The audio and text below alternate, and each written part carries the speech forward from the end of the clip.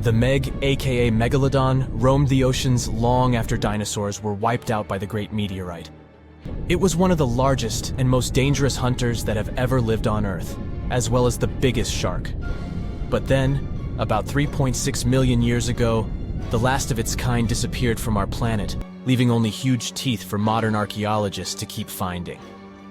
There are a few theories about why it could have happened, but scientists might have found the true reason. The Megalodon, which means big tooth, was the largest shark ever to exist. It reportedly lived around 20 to 3.6 million years ago and was truly enormous. Its bite was more powerful than that of a T-Rex, and likely any other powerful predator that has ever roamed this planet. It's probably not surprising since this marine creature had extremely strong jaws that could span from 9 to 10 feet wide. That's enough to swallow two grown-up people side by side. The jaws were also lined with 276 teeth, and they reached 7 inches in length. That's as long as a small hedgehog. Once these teeth got worn down, the shark got rid of them and grew new ones. Such large sedated teeth helped the Meg to eat meat easily. The shark itself could grow up to 59 feet long. That's twice the length of a London double-decker bus. The animal was also pretty heavy. While a fully grown T-Rex weighed about 8 tons, the weight of a large Megalodon could be more than 30 tons. With no competitors, the enormous shark was the real king of the oceans. It hunted other sharks, large fish, and even whales. Then why did such a magnificent creature disappear from the face of the Earth? The previous theories mentioned the great white shark. The Megalodon is usually described as some gigantic version of this marine animal. And this is a common mistake made because most people think these creatures were related. But in reality, the Meg looked more like a modern bull shark. Its snout was snout, its lower jaw was rather flat, and long and massive pectoral fins supported the animal's weight. But what's more important, the ancestors of today's great whites existed at the same time as the Megalodon. Now, with great size comes great clumsiness. And although the Meg was huge and powerful, it was also not as nimble as smaller and quicker great white sharks. Great whites could have rivaled a Megalodon for food, and were often more successful hunters thanks to their agility. They couldn't fight the Meg openly, but were fast enough to steal its food. So according to this theory, the only food left for the Megalodon were whales and equally big marine animals. Grown-up Megs could easily catch such beasts, but their offspring were much smaller and more vulnerable than their parents. Could smaller sharks have used this to their advantage? Maybe while megasharks were still little, they became a meal for great whites, as well as bull and tiger sharks. Even at those times, a great white shark could reach the length of 20 feet, while a Megalodon kid was definitely smaller. But even if there had been no open confrontation between young Megalodons and smaller grown-up sharks, Meg kids wouldn't have been able to find food for themselves to grow to adulthood. The reason is the same. The population of other sharks was growing, and they were rivaling each other and the Meg for convenient food. The more great whites and other sharks appeared in the oceans, the less food remained for young monster sharks. Eventually, they probably starved. But it's just one of the theories that try to explain why the Meg went extinct, and here's another one. A new study has shown that the Meg was most likely a warm-blooded predator able to regulate its body temperature, and that might have been the reason why this species disappeared with time. Scientists analyzed isotopes of the tooth enamel of the Megalodon and concluded that the animal could easily maintain a body temperature that was around 13 degrees F warmer than the temperature of the surrounding water. Such a temperature difference is much greater than what other sharks living at the same time as the Meg had, and it's large enough for the ancient predator to be classified as warm-blooded. These days, most fish are cold-blooded. Their body temperature is the same as the surrounding water, but some sharks, like mackerel sharks, keep the temperature of all parts of their bodies a bit warmer than the surrounding water. But it doesn't make them completely warm-blooded because they simply store heat generated by their muscles. And in mammals, body temperature is regulated by a special region of the brain called the hypothalamus. Anyway, the Meg's warmer body allowed the animal to move faster, deal with cold water better, and spread out all over the world. But eventually, it might have led to a disaster.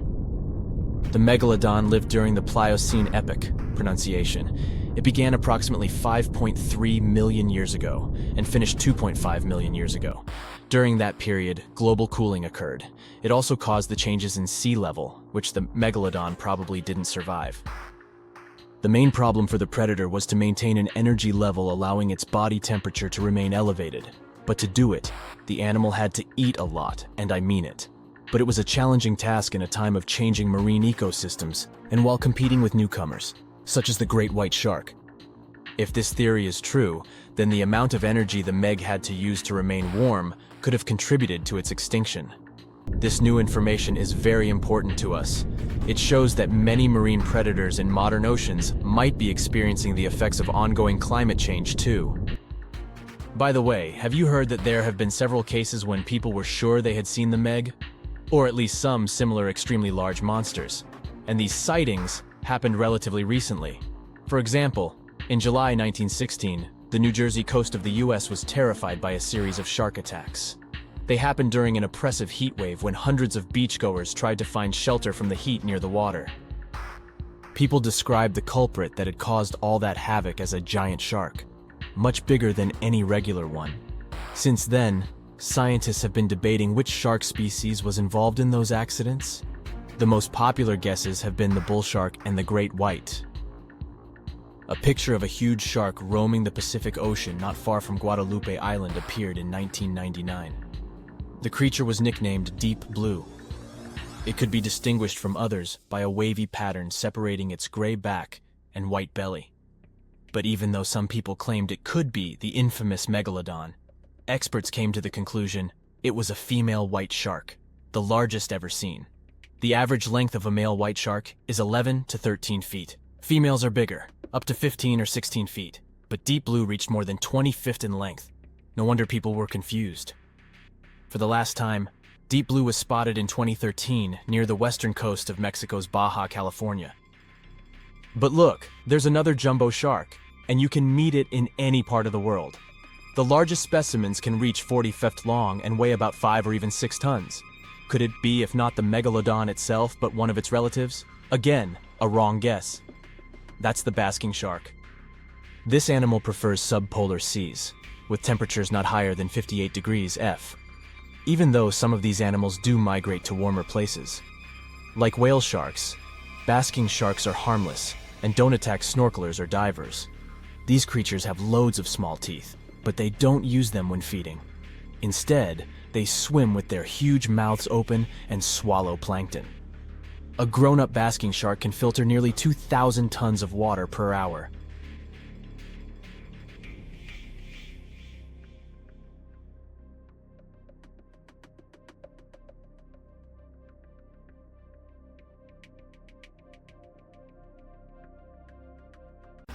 The water is bubbling under the fishing boat as if something is coming up out of the water.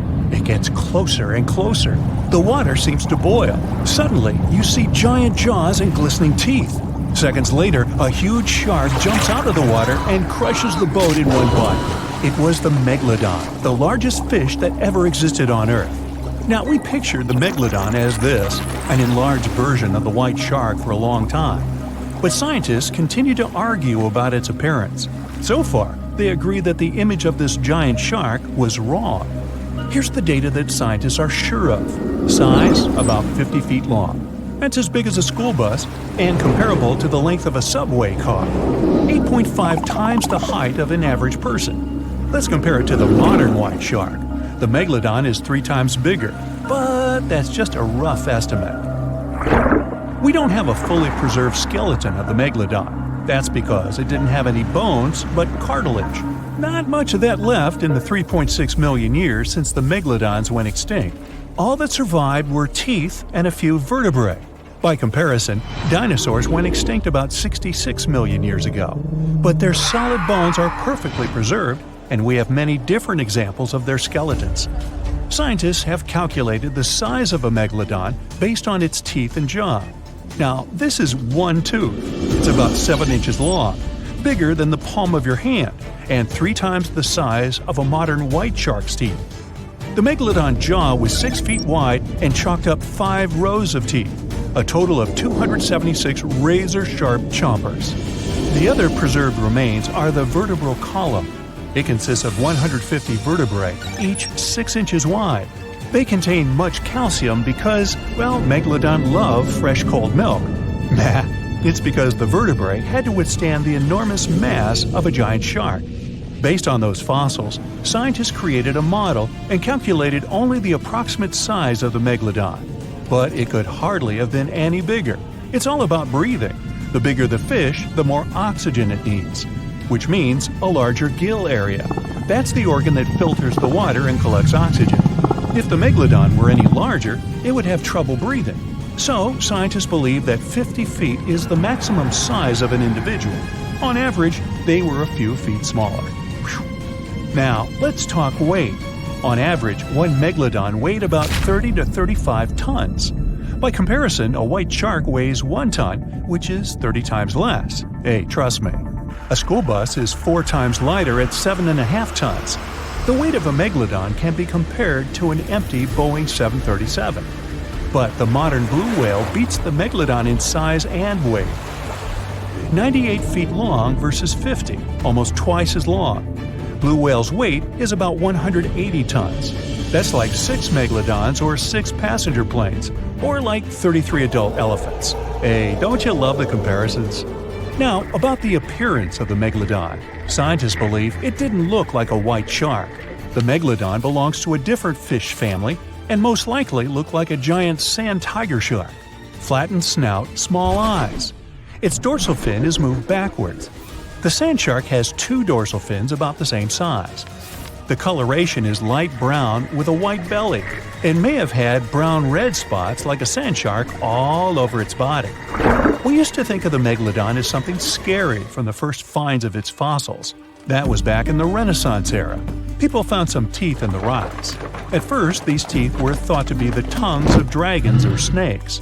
And here's the first drawing of what the owner of these teeth supposedly looked like. A massive snout with a scary nose and a bunch of razor-sharp teeth. We also have the evidence that Megalodons were brutal hunters, kings of the food chain. The first combat tool in their arsenal was the battering ram. The Megalodon was a slow swimmer, though. It could only accelerate up to 11 miles per hour. In comparison, the modern white shark can reach 35 miles per hour in a dash for its meal. The fastest human swimmer could only go 6 miles per hour. Well, good luck with that. But the Megalodon had incredible mass. Though slow, its battering ram had tremendous power. The Megalodon would take its prey by surprise. It had only one chance to hit it. If it missed, it would take too long for a second round. The maneuverability of the Megalodon was comparable to a large truck. But if the ram was successful, the prey was stunned and couldn't move. At this point, the Megalodon aimed at vulnerable spots, like the fins and tail of the prey. Scientists have found many ancient whale remains with Megalodon tooth marks. It turned out that the giant shark knew where its prey's vital organs were located and could strike at them. When the prey was immobilized, the Megalodon bared its teeth. An adult person could easily fit into its open jaw at full height. And according to various estimates, the bite force of the Megalodon was almost 11 tons. Now imagine the weight of 3 SUVs concentrated at the tip of a sharp tooth. That's 9 times the power of the largest white shark bite, and 6 times the power of the modern record holder for biting, the saltwater crocodile. Here, look at a map of where the remains of the Megalodon were found. South and North America, Europe, Asia, Australia. It was the master of all seas and was comfortable anywhere on our planet. We've even found some remains of the giant shark in freshwater sediments. Perhaps it wasn't afraid to enter rivers to hunt. Now, other scientists say that maybe the Megalodon wasn't even a predator, all because of its size. It couldn't swim fast. It couldn't even make short dashes like the white shark. If prey tried to escape, the Megalodon didn't rush into pursuit because it could never catch up with it. Another problem is the skeleton of the Megalodon. The cartilage is weaker than the bones, so the musculature of the giant shark was not as massive and robust in the first place. The Megalodon may even have been a scavenger and never got into fights. This is one of the reasons why ancient sharks became extinct. Megalodons like shallow, warm waters, with temperatures ranging from 53 degrees Fahrenheit. But over 3 million years ago, the climate turned colder. This deprived the Megalodons of territories and plenty of food. The primitive whales that had been the main diet of the giant sharks began to disappear. Faster predators took the remnants of food. The Megalodon started to starve. In evolution, a new player entered the field, the toothed whales, ancestors of the modern killer whales. They lived in packs and had bigger brains than the Megalodon. So, over time, they started to compete with the Megalodon. They took advantage of its clumsiness. A group of killer whales could easily win a competition against a giant shark. Many scientists believe this was the reason for the disappearance of the largest shark in the world.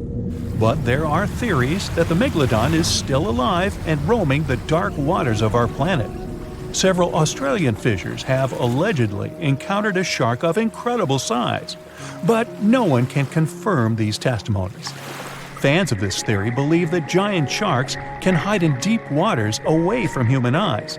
In the Mariana Trench, for example, it's the deepest place on our planet. It's deeper than if you stuck Mount Everest in the water, and we've even found the teeth of a Megalodon there. But science says that such a giant shark couldn't live in the Mariana Trench for many reasons. One, it's too cold. The Megalodon was probably a cold-blooded fish, so it had to use the warmth of its environment to survive. But the water in the Mariana Trench is cold, about 40 degrees Fahrenheit. That's because the deeper down, the less sunlight gets in there. The second reason is pressure. Every 30 feet deep increases the pressure by 1 atmosphere. That is, at the depth of 100 feet, the water presses you 3 times harder than you would feel it at the surface. The weak muscles and cartilage of the Megalodon wouldn't allow it to dive too deep into the Mariana Trench. And, most importantly, food. The farther from the ocean's surface, the fewer living organisms. Megalodons used to eat primitive whales, ranging from 10 to 20 feet. Small fish only inhabit the Mariana Trench. A Megalodon would never be able to catch one. And, judging by its size, all the Megalodon did was eat and then look for food again. Compare its weight to that of a human. The average human should get about 2,000 calories a day with an average weight of about 180 pounds. The Megalodon weighed 470 times that and needed many more calories. So, even all the fish inhabiting the Mariana Trench could hardly feed a Megalodon for even a few days. So, all these theories, of course, are not true. But still, it's just smart to be careful out there. Know what I mean? The giant shark that terrorized the oceans some 20 million years ago. For 13 million years, this 60-ton beast dominated the warm waters of our planet. Though, some believe that the Meg still lives in the most remote and deepest parts of the ocean. It's a hot summer day.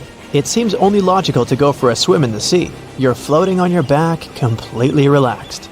Your eyes are closed. Your breath is even.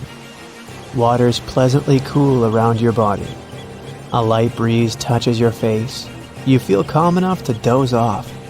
Suddenly, something bumps into your leg. Yanked out of your half-slumber, you begin to flail until you're face-to-face with the invisible danger. Luckily, all you spot is a couple of easily recognizable fins and cute smiley snouts. Phew, just dolphins. Guess you're lucky to meet them in the wild. These amazing creatures are so close, you can touch them. You've heard people say dolphins' skin feels rubbery, but to your mind, it's more like the inner part of a hard-boiled egg. One of the animals is so close to you that its salty smell fills your nostrils. You know, though, that dolphins don't have sweat glands. It means they don't sweat and are pretty much odorless. The smell you sense comes from the water they swim in. The largest and most ferocious predator to ever haunt the oceans, the Megalodon shark dominated the seas for centuries before coming extinct millions of years ago. However, scientists managed to discover very few remnants of the giant shark. Everything we know about the great beast we've learned thanks to fossils of its giant teeth, which are just about the size of the average human hand. A Megalodon skeleton has never been discovered. Shark skeletons are made mostly of cartilage, meaning that they decompose quickly. Luckily, sharks continuously shed and regrow teeth throughout their lives. One shark can go through 40,000 teeth in a single lifetime. Scientists have managed to study different types of shark species based on their teeth alone. The Megalodon shark had around 276 teeth. When they fell out, those teeth landed in the seabed where they stayed for millions of years, fossilizing. Scientists found those teeth, and they're the only real record we have of the Megalodon's existence. Megalodon teeth have been discovered all over the world. It means that unlike other marine animals of its time, the Megalodon was intercontinental. Even today, most sharks and marine animals tend to stick to one sea or ocean. The Megalodon shark swam freely around the world, moving between tropical and subtropical waters. Megalodon teeth have been found in every continent apart from the freezing cold waters of Antarctica. When a Megalodon makes a starring appearance in a movie or TV show, it's portrayed to look like a giant version of a great white shark. Scientists previously believed that the Megalodon and the great white shark both descended from one common ancestor. Still, it's not true. In fact, it's more likely that the Megalodon was the arch-enemy of the great white shark's ancestor, the broad-toothed mako shark. That means Megalodon wouldn't have looked so similar to the great white after all. In reality, the Megalodon would have a shorter nose than the great white, along with longer pectoral fins to give the giant shark a stockier and more threatening build. They both had an excellent sense of smell though, so even in prehistoric times, it wasn't a good idea to go swimming with a chunk of raw meat in hand. And it certainly isn't safe now. Whether the Meg's hiding somewhere in the depths, which some still believe is true, or it's gone forever, younger cousins will still be there waiting. Also, both of them like to go after big marine mammals, so they would certainly have things to do together. That is, until the Meg got moody and accidentally ate its friend. You never know. These guys had a different hunting style. Great whites prefer to dive straight towards their prey and find its softest spot, like exposed legs or underbelly. Sometimes, an entire tooth would be found embedded in a bone of some bigger animal, such as a whale. Without the main parts they use for swimming, poor sea animals were then helpless and unable to escape. Yet whales were just a smaller part of Megalodon's diet. Seals, sea cows, squids, dolphins, other sharks. The good old Meg probably wouldn't say no to some random school of smaller fish swimming into its mouth either. Nothing better than a good snack after a big tasty dinner. Even those giant turtles weren't safe with their thick shells. The Meg probably took them as a dare challenge on a daily basis. Scientists have used computer simulations to try and work out the hunting style of the ancient shark. Using this technology, scientists have discovered that the Megalodon's attack style was very different from that of modern-day sharks. Modern sharks dive straight for their prey's most vulnerable spot, for example, the soft underbelly of a seal.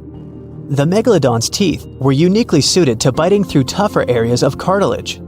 So, evidence suggests that a Megalodon would first chew the tougher fins of their prey, rendering them unable to swim away before launching into their final attack. Some people believe that the Megalodon is still alive today, lurking at the depths of the ocean's waters, but it's unlikely to be true. Megalodons are a warm water species, which means they would be unable to survive in the cold waters of the deep ocean. Most of the Megalodon's potential prey live in shallower waters, meaning there would be very little for the Megalodon to eat at deep sea level. Simply put, if there was an animal as big as the Megalodon still living today, we would have spotted it by now. It is unlikely that you'll run into a Meg though. The sharks, like us, preferred warm coastal waters. Deep ocean living would be too cold for the beasts, and food would be scarce. Their entire bodies would also have to evolve to avoid being squished by the enormous water pressure down there. It's unlikely they're still around, but not impossible. Some good news if you do run into one is that the shark is pretty unlikely to eat you. You are way too small a meal for the Megalodon, even if you have a couple of friends with you. This guy eats whales that are over 50 feet long. If you're having a beach party though, it's a different story. In a beach full of swimmers, the shark very well might creep up, scooping several humans into its giant mouth without even chewing. The fearsome name Megalodon comes from two Greek words, megas, meaning big, and odont, meaning tooth. Combined, they mean big tooth, and it certainly lives up to its name. Just one of its chompers is the same size as a human head. It had 276 humongous teeth in total, across 5 terrifying rows. In all of history, only a couple of saber-toothed cats and the T-Rex had consistently bigger teeth. Now that's a showdown I'd like to watch. The Megalodon vanished millions of years ago, leaving only huge teeth to be found by modern archaeologists. They literally disappeared with very few traces left. Scientists believe that over time, deep sea levels dropped and the ocean's temperature went down rapidly. Over a third of all marine life was wiped out as the oceans cooled and the number of animals at the bottom of the food chain plummeted.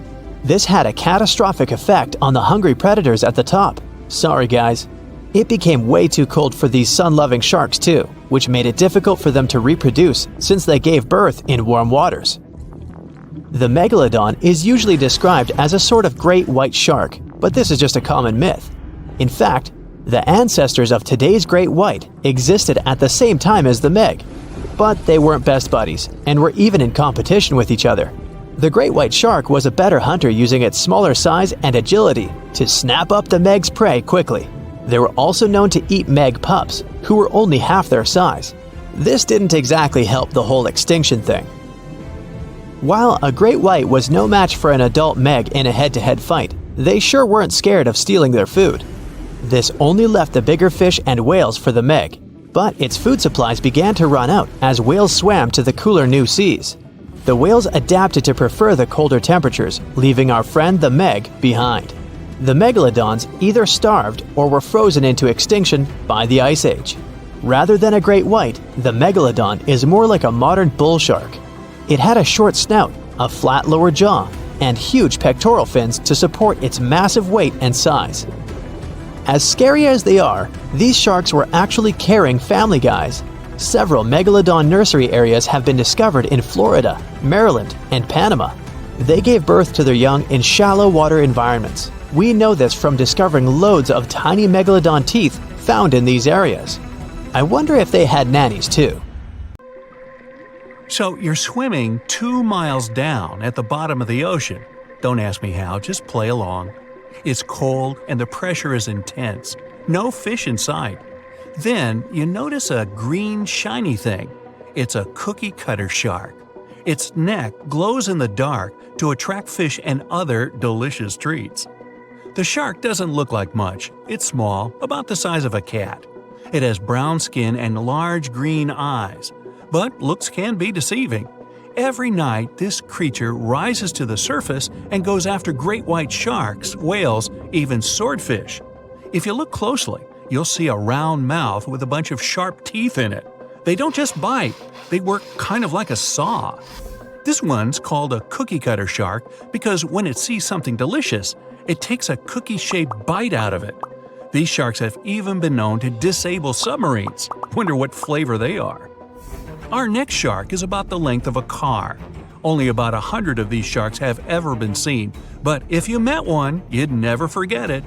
It has a big mouth, a huge mouth, a mega mouth, like me.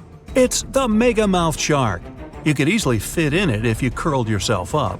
They're not dangerous though, not to humans. They feed by swimming around with their mouths open, filtering out plankton and other underwater goodies. The shark has special organs in its mouth that glow, attracting little crustaceans. It swims deep in the ocean in total darkness. Probably has a great smile though. Thresher sharks also have a huge body part, the tail. It's almost half the length of the shark itself, and it looks like a helicopter blade. It's one of the few animals that hunts using its tail. The shark sneaks up on a school of fish and starts to shake its moneymaker. This freaks out some of the fish, which is exactly the plan. In a pinch, it can also use its tail to defend itself. The best thing about this shark, it doesn't attack people. The angel shark. There are quite a few types of angel shark out there, but they're more shark than angel. They're flat like stingrays, and their skin is covered with patterns that help them blend in with the seafloor. Because of this disguise, divers sometimes accidentally touch them, which isn't the best idea. They're fast and have powerful jaws. Still, they prefer the taste of small fish to you. The horn shark has 2 ridges that look like horns right above its eyes.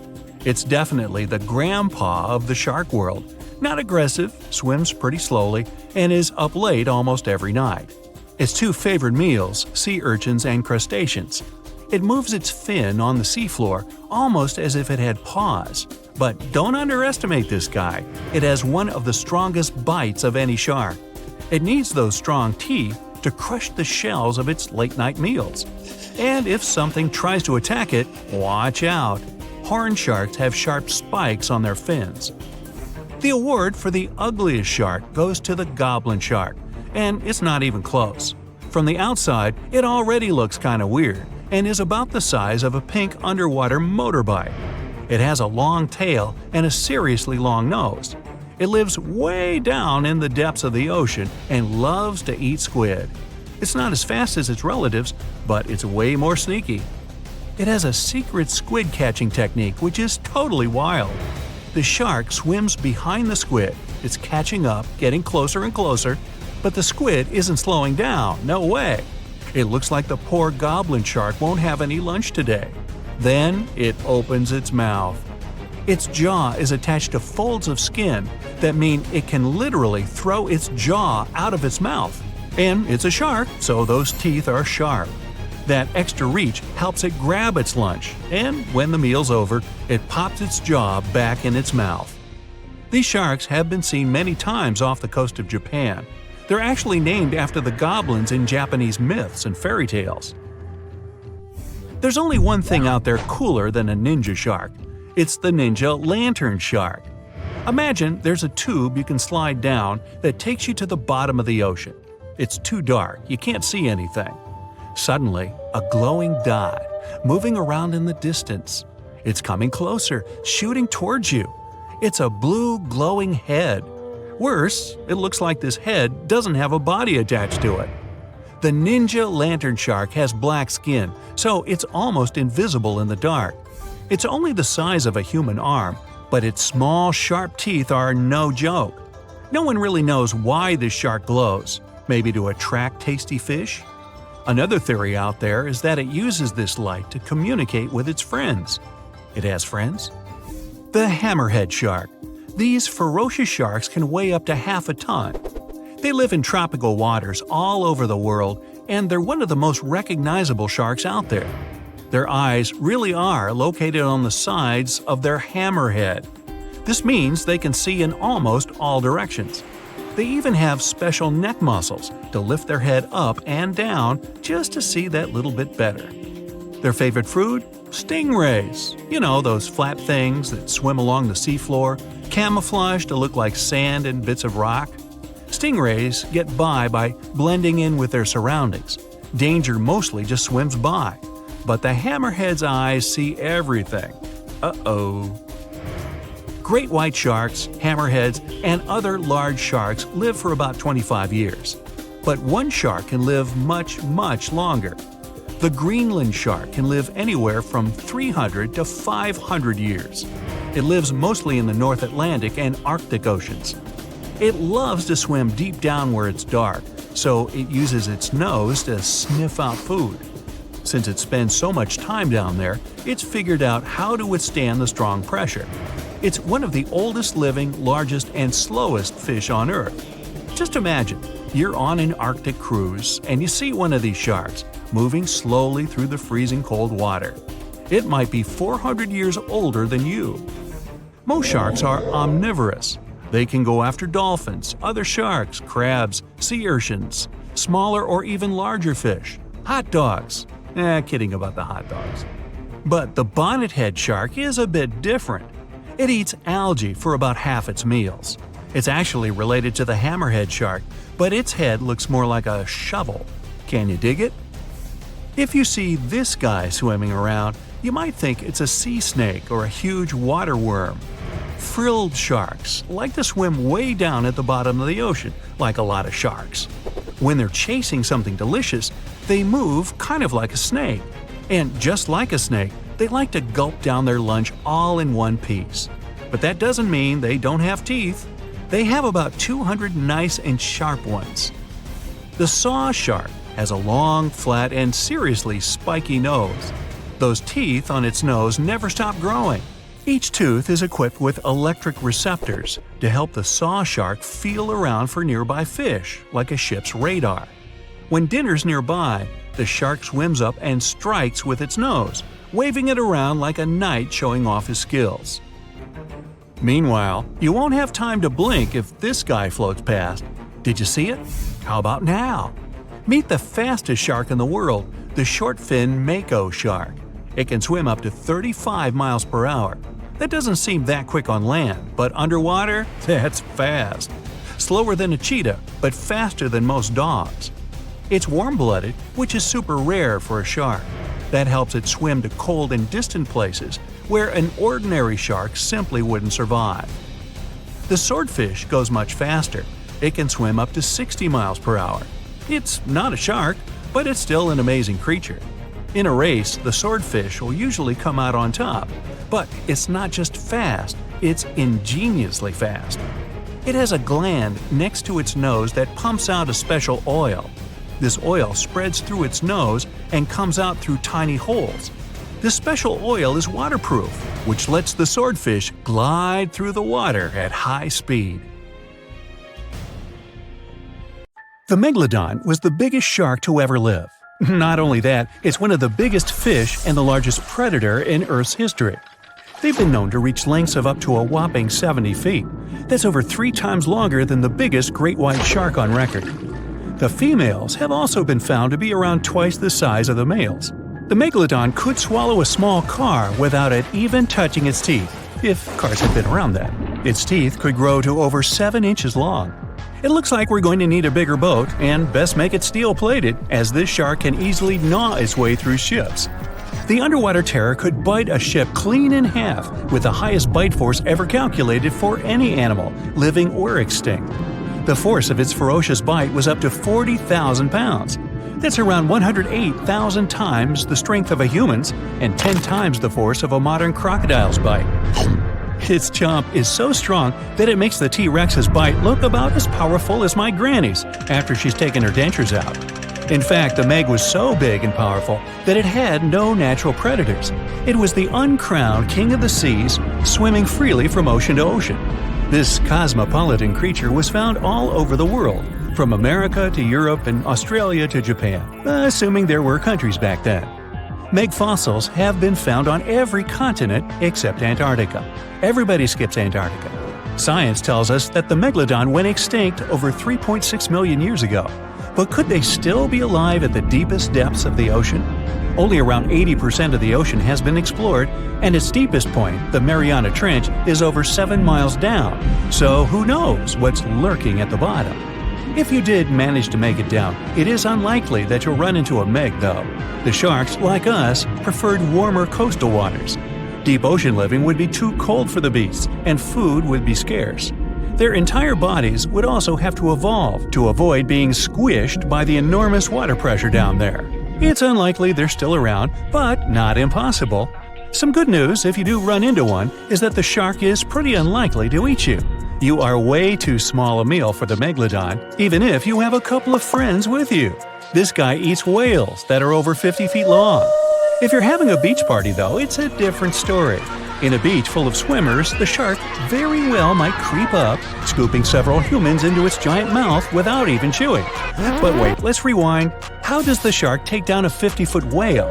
It first bites off its fins, making the whale unable to swim away. It then casually munches it down piece by piece. Because of their size, sharks had to consume over a ton of food every single day just to sustain themselves, like me. All that food made the Megalodon extremely heavy. They range from anywhere between 50 to over 100 tons. For context, that's around the same as 7 to 16 adult male African elephants. To fit all this food in, their jaws had to open pretty wide. A Megalodon's jaw could span 9 by 11 feet wide. That's easily big enough to swallow 2 adult humans side by side. The fearsome name Megalodon comes from 2 Greek words, mega meaning big and odont meaning tooth. So combined, they mean what? Big tooth. And it certainly lives up to its name. Just one of its chompers is the same size as a human head. It had 276 humongous teeth in total across 5 terrifying rows. In all of history, only a couple of saber-toothed cats and the T-Rex had consistently bigger teeth. Now that's a showdown I'd like to watch. The Megalodon vanished millions of years ago, leaving only huge teeth to be found by modern archaeologists. They literally disappeared with very few traces left. Scientists believe that over time, sea levels dropped and the ocean temperatures went down rapidly. Over a third of all marine life was wiped out as the oceans cooled and a number of animals at the bottom of the food chain plummeted. This had a catastrophic effect on the hungry predators at the top. Sorry guys. It became way too cold for these sun-loving sharks too, which made it difficult for them to reproduce since they gave birth in warm waters. The Megalodon is usually described as a sort of giant great white shark, but this is just a common myth. In fact, the ancestors of today's great white existed at the same time as the Meg. But they weren't best buddies, and were even in competition with each other. The great white shark was a better hunter, using its smaller size and agility to snap up the Meg's prey quickly. They were also known to eat Meg pups, who were only half their size. This didn't help the whole extinction thing. Even infant Megalodons were huge, coming in at just under 7 feet. While a great white was no match for an adult Meg in a head-to-head fight, they sure weren't scared of stealing their food. This only left the bigger fish and whales for the Meg, but its food supplies began to run out as the whales swam to the cooler new seas. The whales adapted to prefer the colder temperatures, leaving our friend the Meg behind. The Megalodons either starved or were frozen into extinction by the Ice Age. Rather than a great white, the Megalodon is more like a modern bull shark. It had a short snout, flat lower jaw, and huge pectoral fins to support its massive weight and size. As scary as they are, these sharks were actually caring family guys. Several Megalodon nursery areas have been discovered in Florida, Maryland, and Panama. They gave birth to their young in shallow water environments. We know this from discovering loads of tiny Megalodon teeth found in these areas. Gee, I wonder if they had nannies too. But how come there are so many Megalodon teeth out there for us to analyze? Well, due to their messy, aggressive eating habits, sharks regularly lose their teeth. They lose a set of teeth every 1 to 2 weeks. That's 40,000 teeth in a lifetime. They must rake in a fortune from the tooth fairy. Because of this, their teeth were continuously raining down to the ocean floor. Luckily for us, they're also the hardest part of a shark skeleton, which is why so many teeth have survived and become fossilized. It's fair to say that the first discoveries of the Meg's teeth confused people. Early discoverers thought the Meg's teeth were petrified tongues of ancient serpent creatures. They even used to call them tongue stones. It's also a common myth that the Megalodon was around at the same time as the dinosaurs, although this would have been pretty cool. The dinosaurs were wiped out around 66 million years ago, but the Megalodons came much later. The oldest Meg fossil is only around 23 million years old, but it's tricky to pinpoint the exact date. After all, calendars weren't invented yet. They became extinct way before humans even evolved. The earliest Homo sapiens, which is a fancy name for the first humans, emerged about 2.5 million years ago. But what if the Megalodon shark didn't go extinct? Whale populations have dropped drastically since these guys were last around, so there'd be way fewer whales for them to chomp down on. Whales have also gotten a lot smarter and learned new defensive moves, making them way harder to take down. It's estimated that they ate around 12 tons of food each day. If they were still around and eating that much, they'd be forced to eat smaller fish, and there'd be barely enough big fish for us humans to survive on. The naughty Megalodons would also be able to track fishing boats and steal the fish that they worked hard to collect. It's safe to say we'd see a lot less fish in the aisles of your neighborhood supermarket. As our ocean temperatures are heating up again, the sharks would also thrive and reproduce faster than ever. There'd be more and more of these giant eating machines in the water, reducing our fish supply even more. It would also cause massive problems for cargo ships and cruising vessels. Imagine coming into contact with one of these bad boys while you're sunbathing on the deck. Even beachgoers would be hard hit. Megalodons give birth in shallow waters, so many of our favorite beaches would quickly become dangerous shark nursing grounds. Hey, where did that beach volleyball game go? They were playing just a moment ago.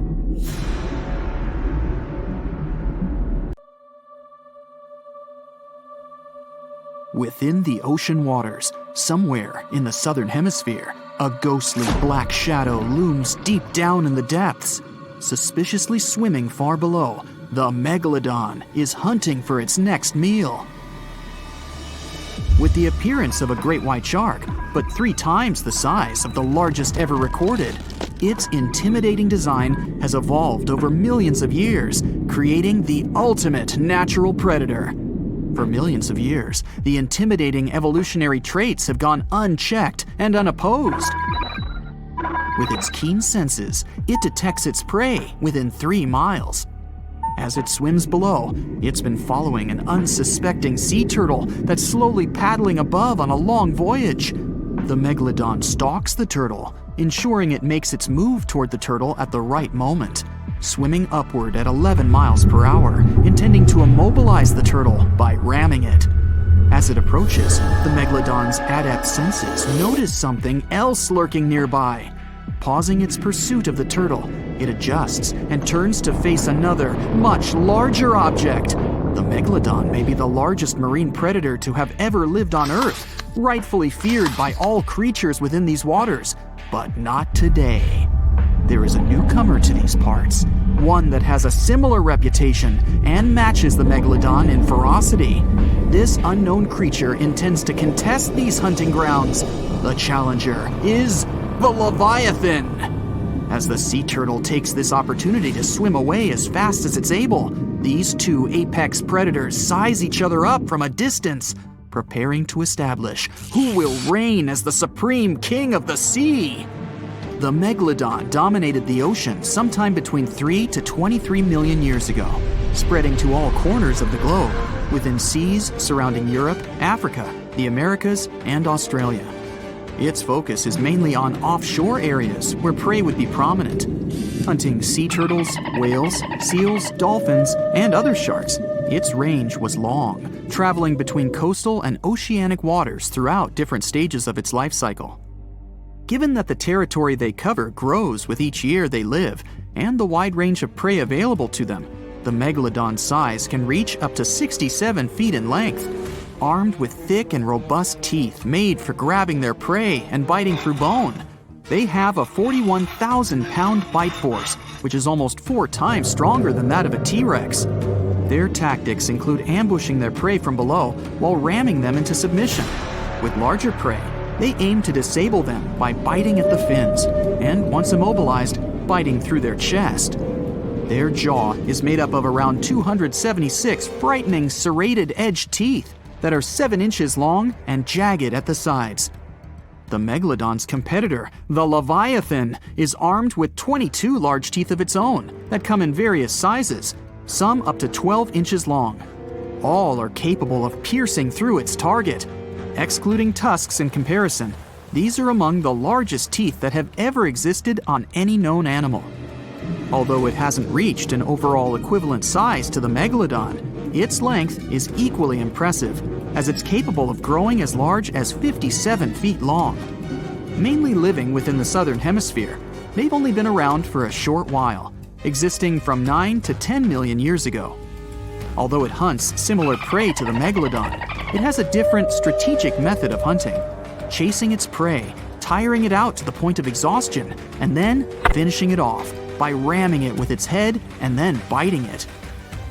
It also has a more adaptive trait in its arsenal, its much larger brain. Being a warm-blooded mammal, it possesses superior intelligence, ensuring quicker thinking, with the ability to change its tactics at crucial moments. The Megalodon acts on sheer instinct, and that has worked consistently for the past few million years. But will it work now?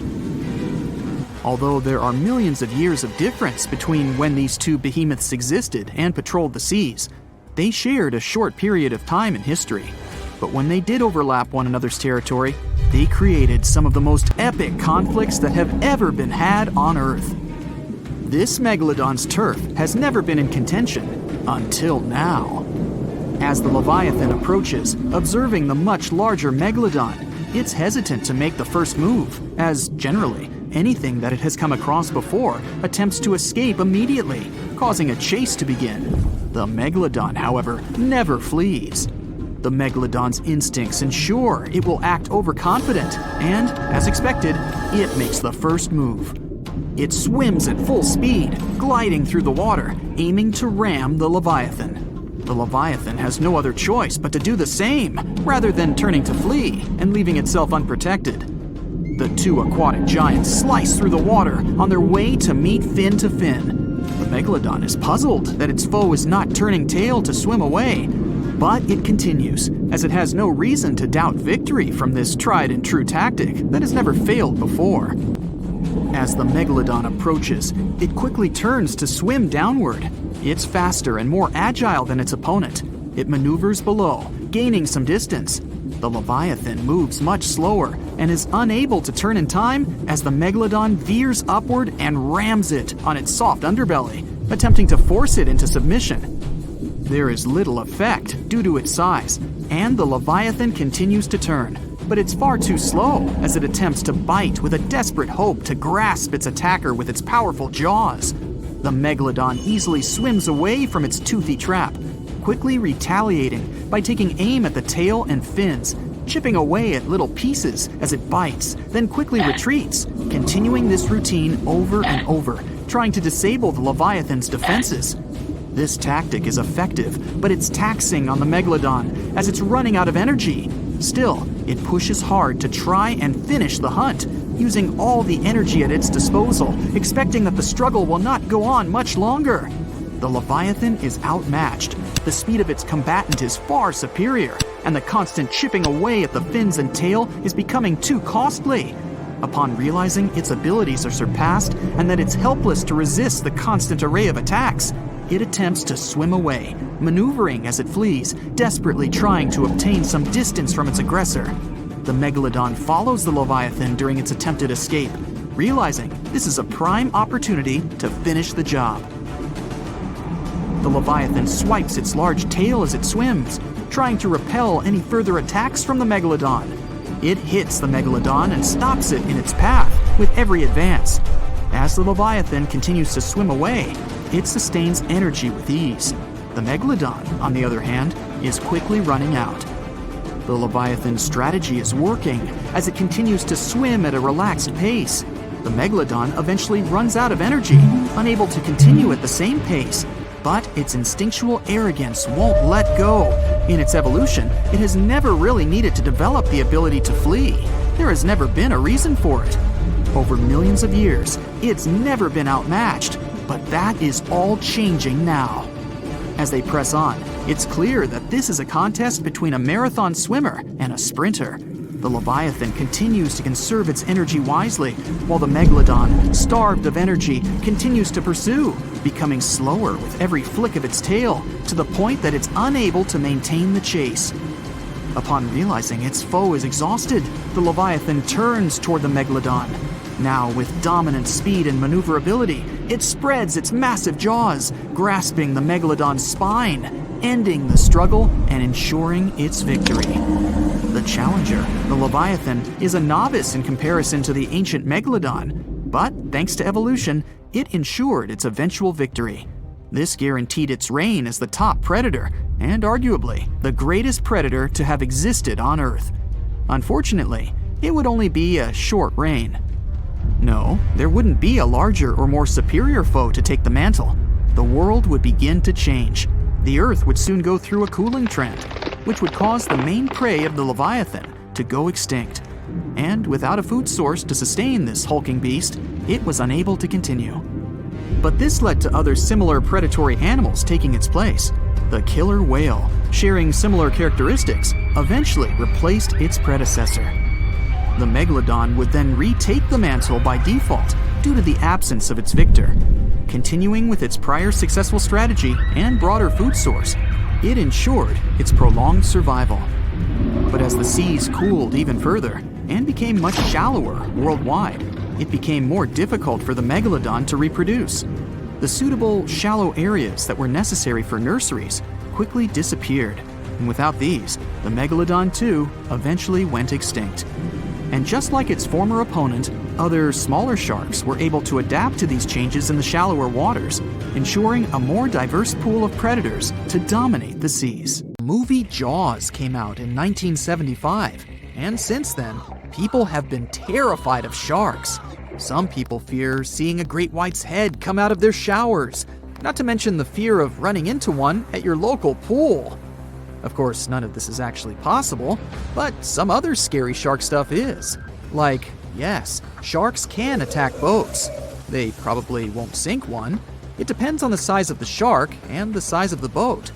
Today, we're diving deep into the facts and myths about the sea's biggest predator. It was the year 1953. On a typical July morning, two fishers set out on their daily lobster harvest. They took their white-hulled dory out to sea off the coast of Cape Breton Island in Nova Scotia, Canada. Since it was the lobster season, the sea was dotted with several dories spread out across the water. But that day, something strange happened. As soon as they put the dory at sea, they noticed a large dorsal fin chasing after their boat. They were surprised to see that the shark would follow their boat's every move. For an entire week, they took out their white dory from the harbor, and the shark followed them around. Until one morning, as the men were alone at sea, the shark charged at full speed at the boat and smashed a 7-inch hole in its bottom. The boat turned over, and both men fell into the water. The shark didn't come after the men, though.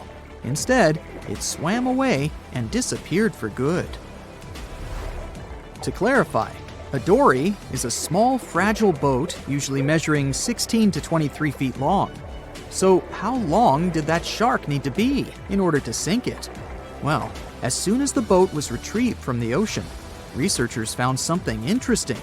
One of the shark's teeth was found stuck in the hull. According to Harvard experts that analyzed the tooth, it most certainly belonged to a 12-foot white shark that weighed around 1,200 pounds. One thing intrigues scientists a whole lot. The great white didn't seem to be interested in the man aboard, but rather in the boat itself. The question is, why? Some people suppose that this great white followed the dory around because it was white, and the animal probably thought it was some big white mammal. It's not the first boat a shark has attacked. You see, sharks don't attempt to sink boats because they're mean and evil. Rather, it's due to murky waters and hard materials that make them mistake inanimate objects for their usual lunch menu. But that's not what we've learned from popular culture. In Jaws, the protagonist shark managed to poke several holes in the orca as it rammed the boat. The orca was a Nova Scotia-style fishing boat made out of wood planks. It wasn't a huge boat, so it seemed plausible that a great white could ram it. But, according to Mythbusters, that's very far from the truth.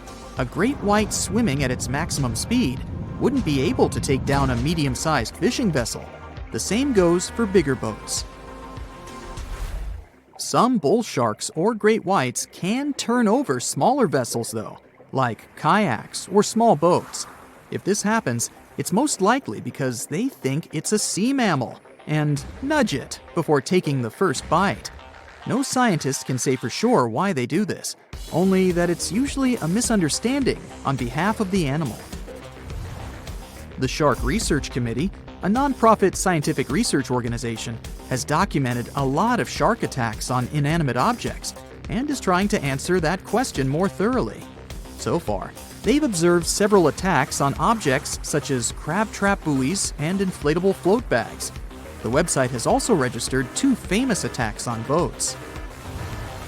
The first one happened in 1959, and a shark left a tooth on the hull of a boat.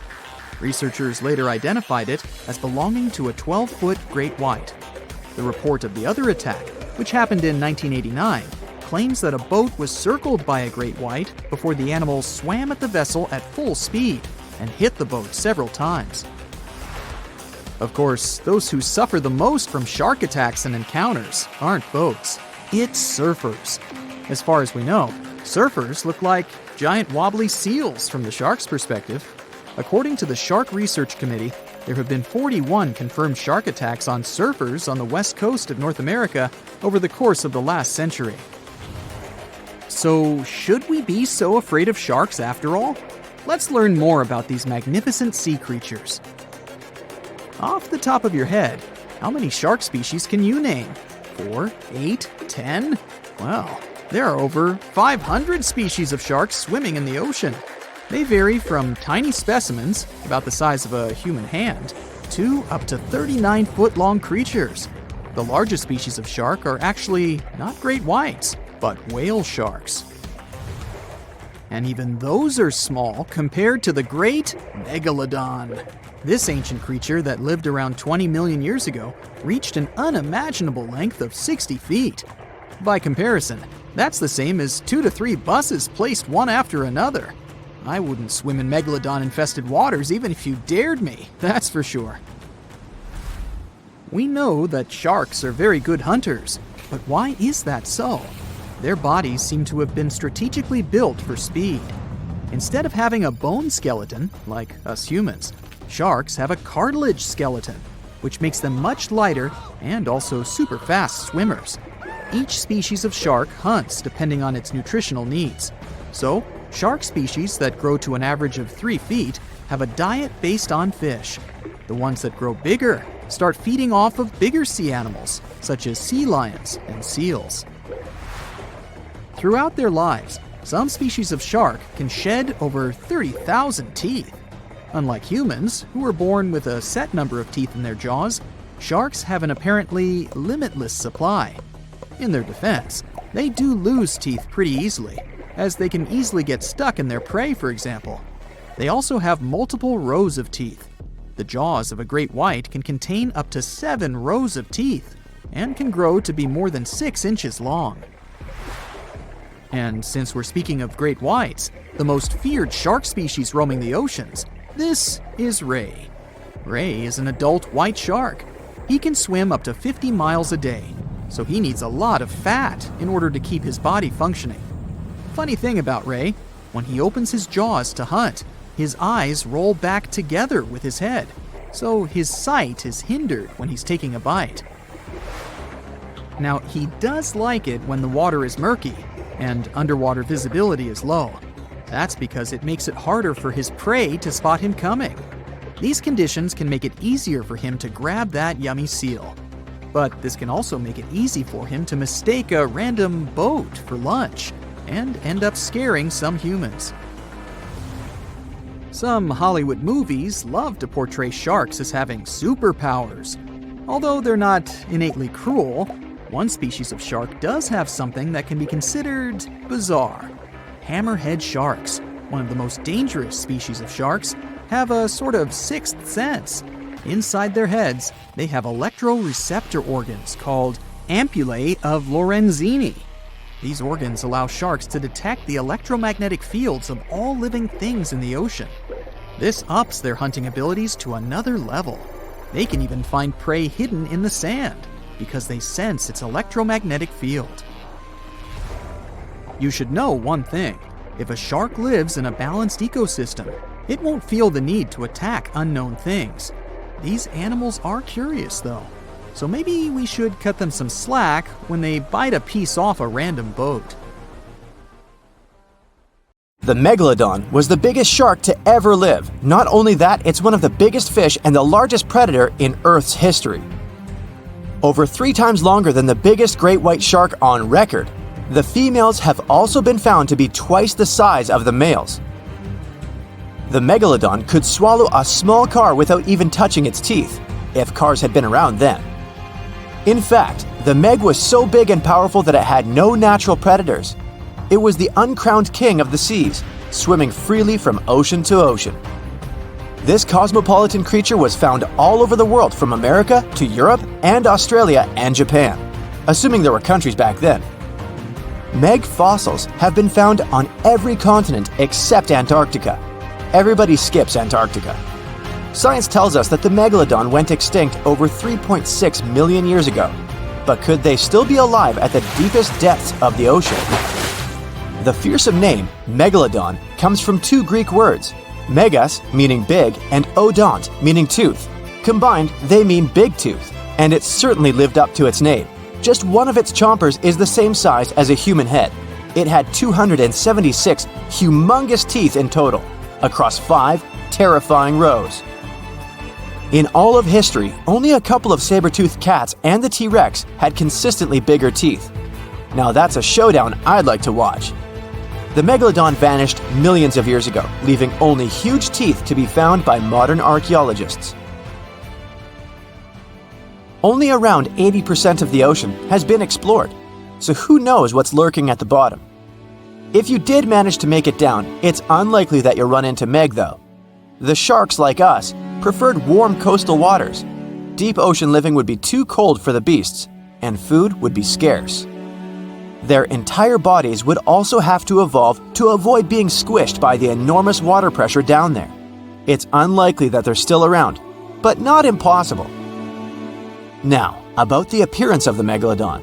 Scientists believe it didn't look like a great white shark. The Megalodon belongs to a different fish family and most likely looked like a giant sand tiger shark. Flattened snout, small eyes. Its dorsal fin moved backward. The sand shark has two dorsal fins about the same size. The coloration is light brown with a white belly. It may have had brown-red spots like a sand shark all over its body. We used to think of the Megalodon as something scary from the first finds of its fossils. That was back in the Renaissance era. People found some teeth in the rocks. At first, these teeth were thought to be the tongues of dragons or snakes. And here is the first drawing of what the owner of these teeth supposedly looked like. A massive snout with a scary nose and a bunch of razor-sharp teeth. The Megalodon is usually described as a sort of giant great white shark, but this is just a common myth. In fact, the ancestors of today's great white existed at the same time as the Meg. But they weren't the best buddies and were even in competition with each other. The great white shark was a better hunter, using its smaller size and agility to snap up Meg's prey quickly. They were also known to eat Meg pups, who were only half their size. This didn't help the whole extinction thing. We also have evidence that megalodons were brutal hunters, kings of the food chain. The first combat tool in their arsenal was the battering ram. The Megalodon would take its prey by surprise. It had only one chance to hit it. If it missed, it would take too long for a second round. The maneuverability of the Megalodon was comparable to a large truck.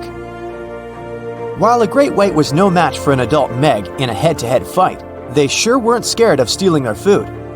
This only left the bigger fish and whales for the Meg. But its food supplies began to run out as the whales swam to the cooler new seas. The whales adapted to prefer the colder temperatures, leaving our friend the Meg behind. The Megalodons either starved or were frozen into extinction by the Ice Age. Rather than a great white, the Megalodon is more like a modern bull shark. It had a short snout, a flat lower jaw, and huge pectoral fins to support its massive weight and size. As scary as they are, these sharks were actually caring family guys. Several Megalodon nursery areas have been discovered in Florida, Maryland, and Panama. They gave birth to their young in shallow water environments. We know this from discovering loads of tiny Megalodon teeth found in these areas. I wonder if they had nannies too. But how come there are so many Megalodon teeth out there for us to analyze? Due to their messy, aggressive eating habits, sharks regularly lose their teeth. They lose a set of teeth every 1 to 2 weeks. That's 40,000 teeth in a lifetime. They must rake in a fortune from the tooth fairy. Because of this, their teeth were continually raining down to the ocean floor. Luckily for us, they're also the hardest part of the shark skeleton, which is why so many teeth have survived and become fossilized. It's fair to say the first discoveries of the Meg's teeth confused people. Early discoverers thought that the Meg's teeth were petrified tongues of ancient serpent creatures. They even used to call them tongue stones. It's also a common myth that the Megalodon was around at the same time as the dinosaurs, although this would have been pretty cool. The dinosaurs were wiped out around 66 million years ago, but the Megalodons came much later. The oldest Meg fossil is only around 23 million years old, but it's tricky to pinpoint the exact date. After all, calendars weren't invented yet. They became extinct way before humans even evolved. The earliest Homo sapiens, which is a fancy name for the first humans, emerged about 2.5 million years ago. But what if the Megalodon shark didn't go extinct? Whale populations have dropped drastically since these guys were last around, so there'd be way fewer whales for them to chomp down on. Whales have also gotten a lot smarter and learned new defensive moves, making them way harder to take down. It's estimated that they ate around 12 tons of food each day. The Kraken is a colossal squid, a legendary sea monster, the biggest hunk of calamari you ever saw. And if this monster had existed, the world would have changed beyond recognition. The Kraken has powerful tentacles, solid muscles with suckers at the end. They're impossible to escape. The Kraken can break a ship in half, or just pull it down into the depths. But the worst thing about the Kraken is its size. According to old sailors' stories, its size is almost 10 soccer fields. Hey, maybe the Kraken could play soccer. The Kraken legends said the monster was so giant that sailors mistook it for a small island. In past centuries, it would have been impossible to defeat such a beast. If the Kraken existed in reality, it might have had offspring. Yeah. In all the world's oceans, there would be giant monsters that could sink any ship. It's unlikely that the Kraken would have competitors in its habitat, so its population would grow strongly. Since the Kraken is enormous, it would need a lot of food, so the population of other large sea animals would fall significantly. Blue whales, great white sharks, other giant squids, all the big sea creatures would be endangered. The Kraken belongs to the cephalopod genus. This species includes squid and octopus, some of the most intelligent creatures on the planet. The Kraken is a skilled hunter and will never fight in the open.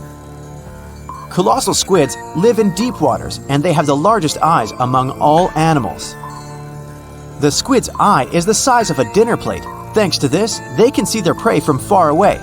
Similarly, a Kraken would spot the ship much sooner than sonar could pick up the Kraken. It would always have the drop on you. Well, that's not good. In 1857, a squid beak was discovered on the coast of Denmark. Other huge squid remains were found in the Bahamas, and then scientists were convinced that gigantic squids existed. While colossal squid have been officially discovered since then, it's been more than 100 years and we still don't know what the max size they can grow to. The fact is, colossal squids are one of the most elusive creatures on Earth. They live in the depths of the ocean where it's challenging for scientists to reach. Any dive to a greater depth requires powerful, bulky equipment. Underwater bathyscaphs and cameras make a lot of noise and light, which squids notice from afar. They flee before we can see them. It's difficult to say if these huge squids were the size of a small island, but the truth is, we've only studied about 5% of the ocean. It may be that in its depths, monsters much more terrible than the Kraken swim.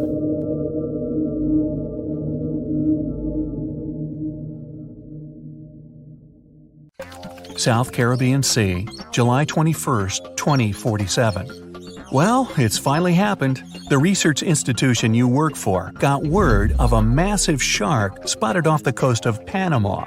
Local scientists confirmed the impossible. It's a Megalodon, and you've been sent with one mission: to study this thing up close and within. Hey, it's also your birthday, but the cake will have to wait. They've already got the specimen ready. With enough tranquilizer to take down 10 elephants, the Meg is immobile. But you're on a strict time limit. The sedation will wear off in a half an hour. All right, it's go time. The head researcher slaps you on the back. Good luck down there, and remember, don't get anywhere near that turbine. Oh right, they set that up in front of the shark to keep water flowing through its gills. Without the continuous flow, the Meg wouldn't be able to breathe. Got it. And you jump overboard. You set the timer in your watch for 25 minutes, just to be safe. The shark isn't too far under the surface. 60 feet long, weighing probably 50 tons, it's the size of a train car. She's a big girl, all right. Males wouldn't get much bigger than 40 feet. You swim closer to her, remove one of your gloves, reach out and touch her. Her skin is like sandpaper, covered in tiny teeth-like scales. They curve toward her tail fin and reduce drag as she swims. How is it going down there? Keep it quick. It's all good, Dr. Perez. I'll be done before you know it. You pull out your tablet and open the X-ray app. You hold it in front of you and run it along her body. The screen shows all the detail in her strong muscles. The red tissue needs oxygen and helps her cruise over long distances. Then there's white muscle tissue. It isn't oxygenated and is only used for sudden bursts of speed. You switch the setting to skeletal view. All the cartilage, the same flexible stuff your ears and nose are made of. It keeps the shark lightweight so she can zip through the water without expending too much precious energy. And zip she does, about 16 feet per second, twice as fast as the great white. The weight of her own body would crush her internal organs on land, since sharks have no rib cage. Let's see how old you are. You zoom in on her backbone. It's calcified, just like her jaw, making them both stronger. You do a crosscut of one of the discs in your app. The vertebrae have bands. Just like rings in trees, they tell the shark's age and growth history. You count them. 15. She's about halfway through her life. Her skull is made of a denser cartilage to protect the shark's Y-shaped brain. The snout is spongy and flexible, easily taking blows without breaking. 20 minutes left on the sedation. What's your status? The lead researcher radios in again. Muscular and skeletal analyses are done. Moving on to the sensory organs. Roger that. You swim up to one of her black, beady eyes. A chill goes down your spine. It's as if she's looking right at you, a helpless piece of meat, her next meal. Hey girl, if only you had eyelids to let me know you're definitely knocked out. Behind her eye, you see a tiny hole. Hey, found your ear. Sharks obviously don't have outer ears, but their hearing is still impeccable. This megafish could hear you thrashing in the water from 10 football fields away. It's the low frequencies of irregular splashes that catch her attention. They mean one thing: wounded prey. From there, you follow her lateral line, a line of pores extending down the sides of her body. It's a special system in sharks that detects the slightest movements in the water, how far away the source is, which direction is coming from. Basically, a shark's entire body is like one giant ear. Just gonna examine your nostrils, my dear. Strictly for sniffing out prey, they don't lead to the throat and respiratory system like in humans, meaning sharks can't sneeze. The smallest hint of an odor runs into the nasal passage. Past folds of skin covered in sensory cells, they send the info to the olfactory bulb, which leads to the brain. In great whites, the nose can pick up a single drop of blood in an Olympic-sized pool. You look at your watch. 10 minutes left. You examine her gills. Water flows through them, and the gills extract oxygen from it. This is also where the body gets rid of CO2, essentially carrying out the function of lungs.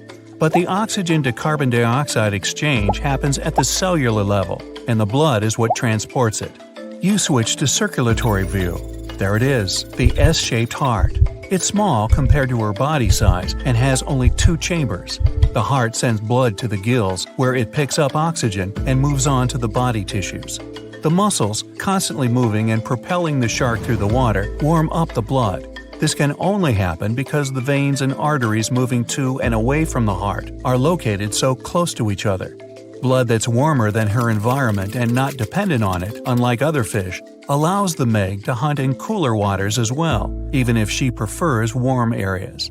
That means nothing can hide from her. Everything about her body is designed to sniff out and gobble up any prey.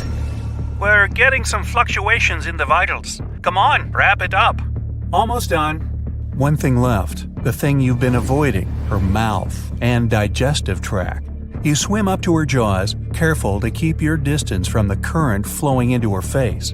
Her jaws have been propped open for better examination, and they're enormous. 10 feet across, 9 feet high, you could stand in her mouth with a friend on your shoulders.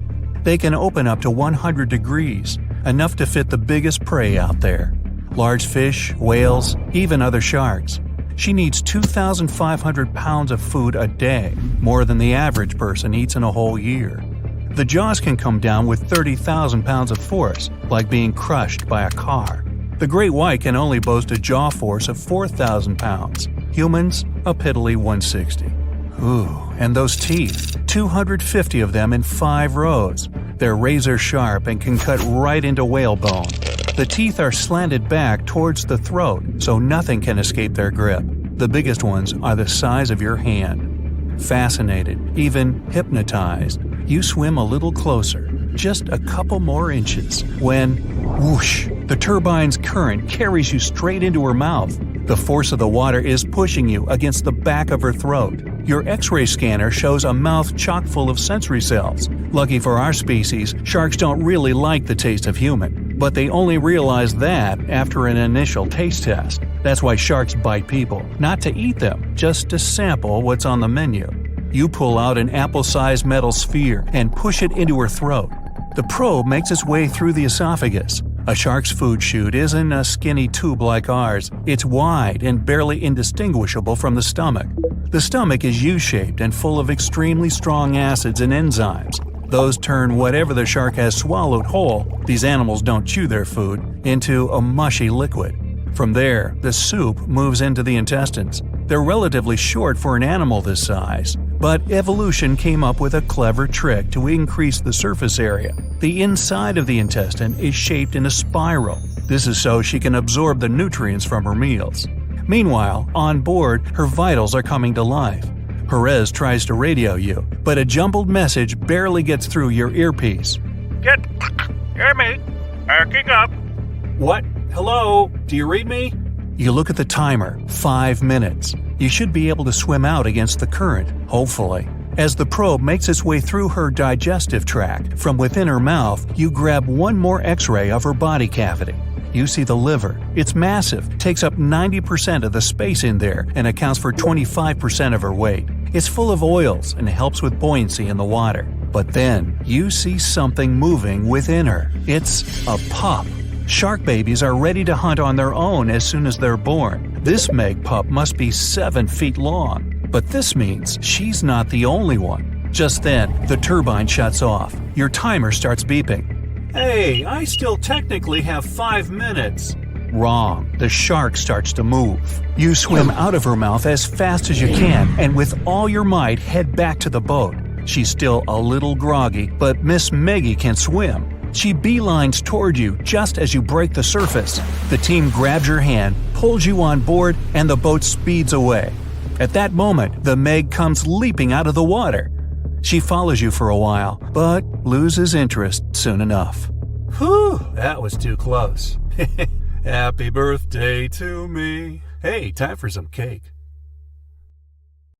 It was the largest fish our Earth had ever seen, and its bite was strong enough to crush a car. The largest of its teeth found was the length of a remote control.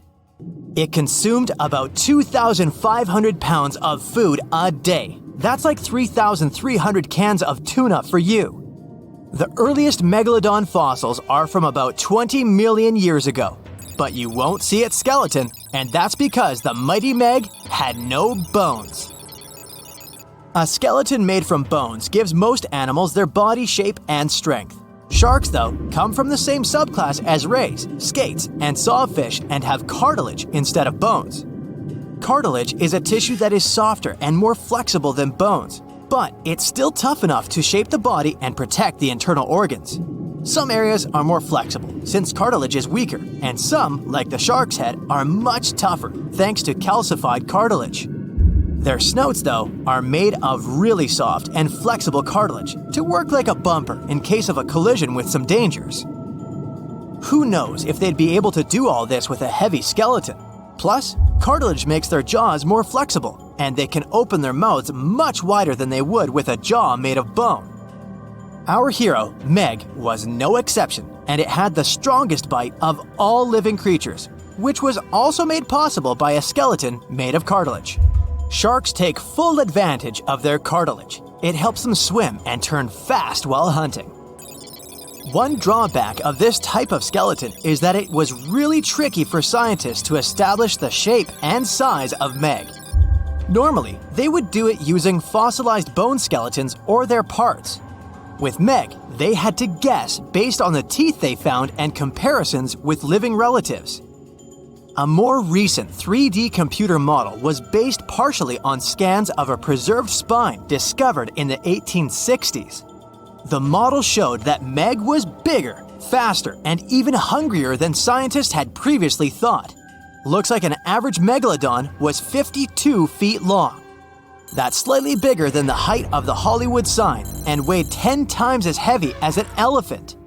There were also much bigger creatures. Scientists still aren't sure how the Megalodon got this size.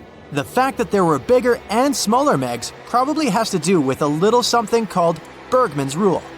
It says that the temperature of the surrounding environment affects the animal's body size because they either need to conserve or shed heat. The Megalodons that reached cooler waters probably needed more body weight to make sure they survived in low temperatures. those living in warmer waters had to be smaller to avoid burning up. If the researchers were correct in their calculations, it also means that Meg reached a cruising speed of over 3 miles per hour, which is much faster than other sharks. The still-living great white shark can cover a distance of nearly 7,000 miles without stopping, which is 9/10 as long as the diameter of Earth. It looks like the Megalodon could have gone much further. Megalodons managed to survive on our planet for nearly 70 times longer than humans have.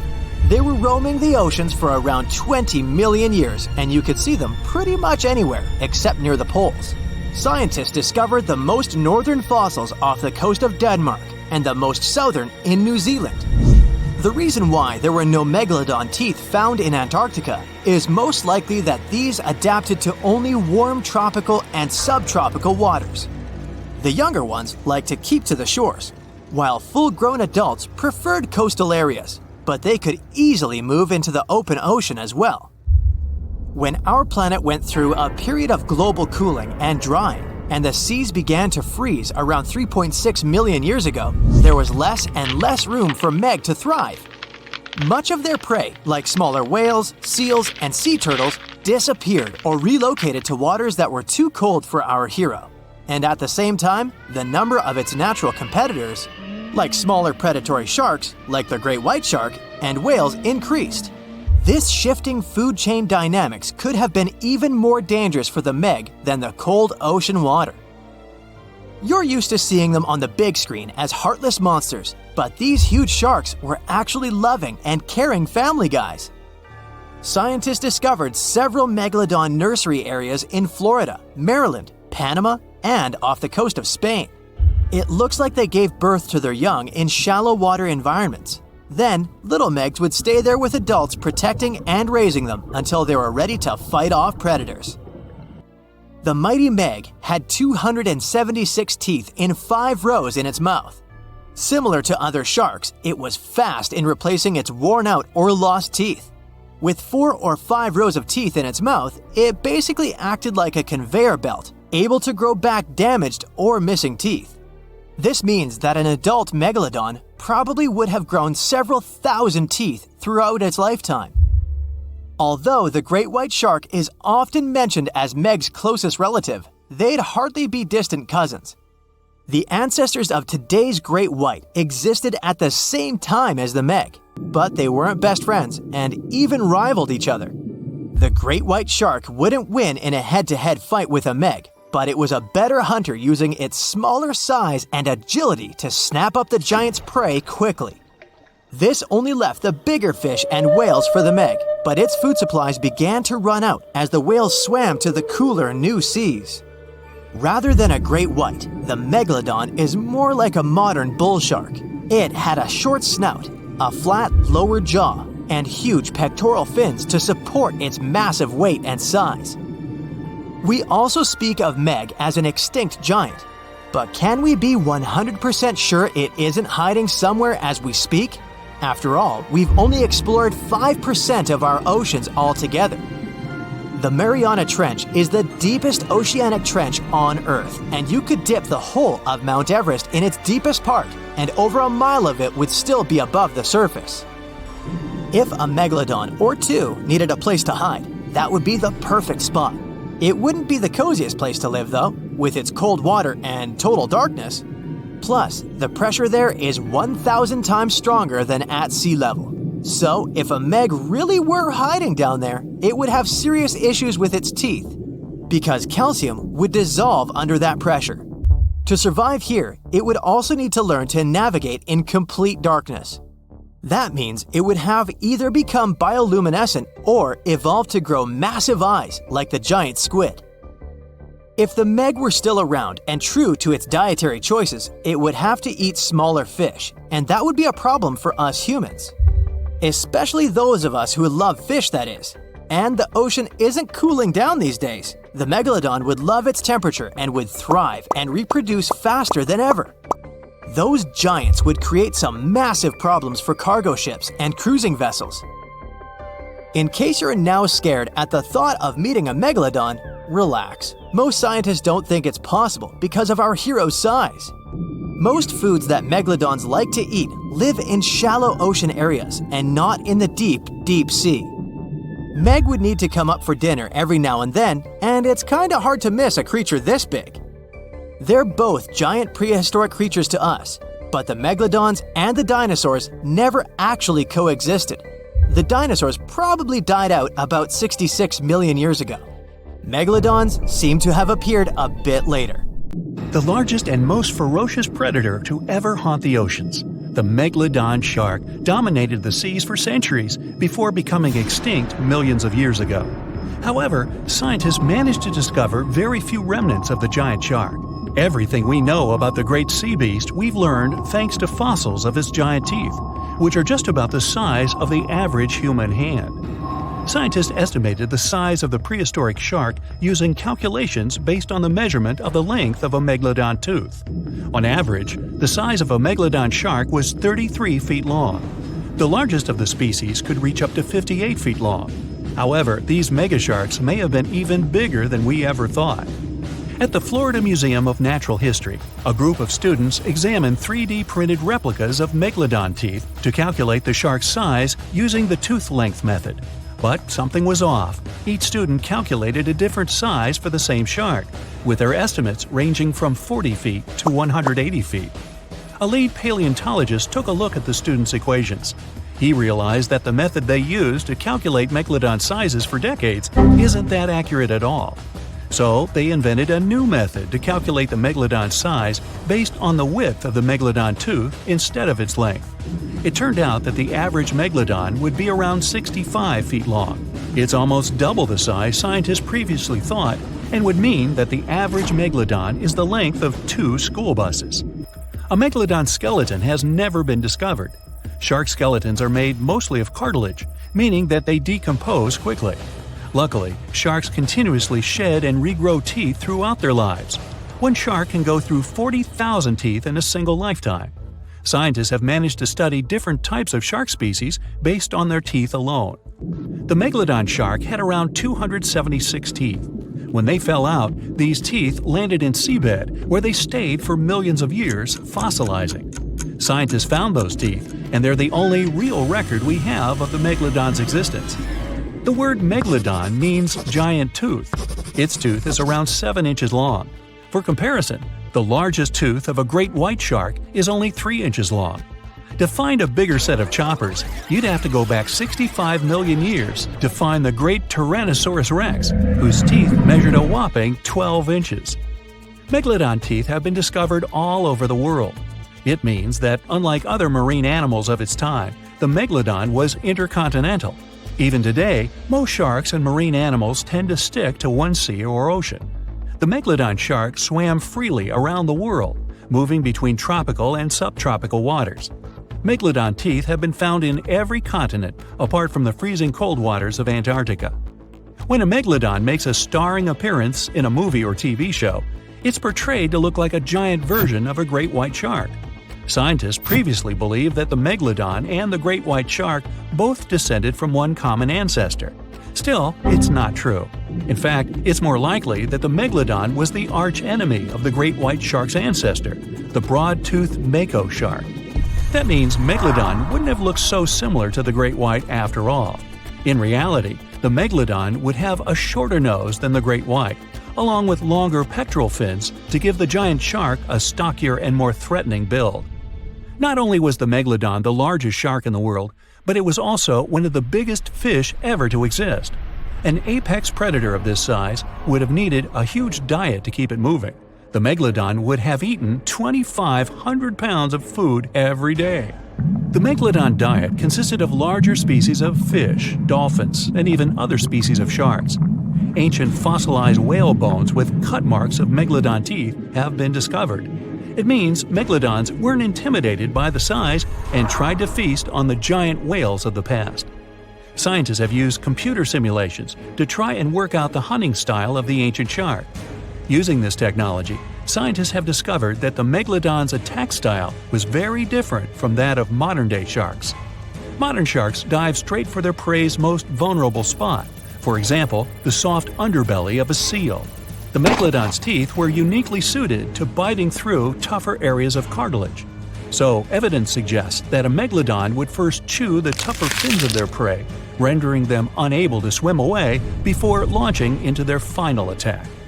The mouth of a Megalodon was around 10 feet wide and 9 feet tall, large enough for you to swim into without touching any teeth. However, we don't recommend that. Their mouths were so large a Megalodon could swallow a small car without even having to bite down on it. Research teams from Australia and the US collaborated to work out the biting power of the Megalodon using computer simulations. The results were terrifying. While the modern great white shark has the biting power of 1.8 tons of force, the Megalodon could easily chomp down on its prey with a biting power of 18.2 tons. The bite of the Megalodon would easily be able to cut through steel and overpower any other predator in the ocean. Scientists believe that the Megalodon has the most powerful bite of any creature that has ever existed. The Megalodon's bite would easily overpower the T-Rex, which has a biting force of 6 tons. Mysteriously, no one knows exactly when or how the Megalodon went extinct. However, several theories are floating around as to how this could be the case. The Megalodon had become extinct by the end of the Pliocene, which was a phase of global cooling that spanned over 5 million years and ended over 2.6 million years ago. New evidence suggests that the last Megalodon lived at least 3.6 million years ago, right in the middle of the Pliocene era. Another theory claims that these megasharks disappeared because of the changing Earth temperatures occurring during the Pliocene. As the Earth cooled down, the tropical waters of the world's oceans plummeted to colder temperatures. Scientists believe that this led to the extinction of a third of all large marine animals, meaning that the Megalodon's food source took a massive hit. Without much prey left to hunt, the Megalodon inevitably went extinct. Megalodon sharks would give birth to their pups in waters close to the shore. The shallow coastal waters provided a perfect nursery for the newborn sharks, keeping them distant from the larger predators that lurked in the open waters. As ice formed around the Earth's poles and sea levels dropped, these pupping grounds were destroyed. The Megalodon pups would have had no choice but to swim in the deep ocean waters, making them more vulnerable to dangerous predators. A new theory suggests that the explosion of a star, called a supernova, could be responsible for the extinction of the Megalodon. Around 2.6 million years ago, a supernova over 150 light-years away from Earth lit up the prehistoric sky and lingered there for months. A few hundred years after the supernova had faded, particles of cosmic energy from the star explosion plummeted to Earth. The energy particles carried dangerous amounts of radiation. Researchers believe that this radiation could cause the mass extinction of many marine animals, including the Megalodon.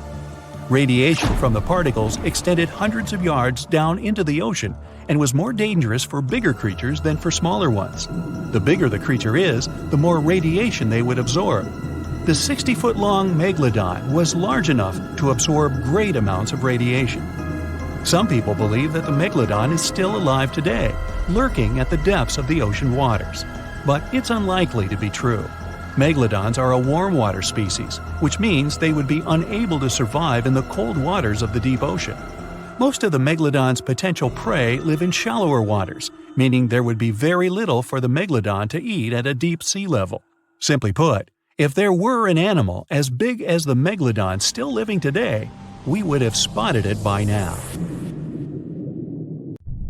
It was one of the biggest creatures ever to roam the Earth. It was longer than your average school bus and could easily weigh more than 10 elephants combined. But where did it live? How did it end up having this size? And most importantly, why is it extinct nowadays? Let's find out. The Megalodon was the largest predator ever known in our planet's history. In terms of its location, the Megalodon lived practically in all waters on our globe, except near the poles. The reason why there were no Megalodon teeth found in Antarctica is probably that the gigantic creature adapted to only warm tropical and subtropical waters. The younger ones liked to keep to the shores, while full-grown adults preferred coastal areas, but they could easily move into the open ocean as well. How do we know the Megalodon was so widely spread? We can only presume based on the fact that they discovered the most northern fossils off the coast of Denmark and the most southern in New Zealand. The discussion of how the Megalodon got this size is still open in the scientific community. They recently found out that not all the specimens from this fascinating species reach the same huge size.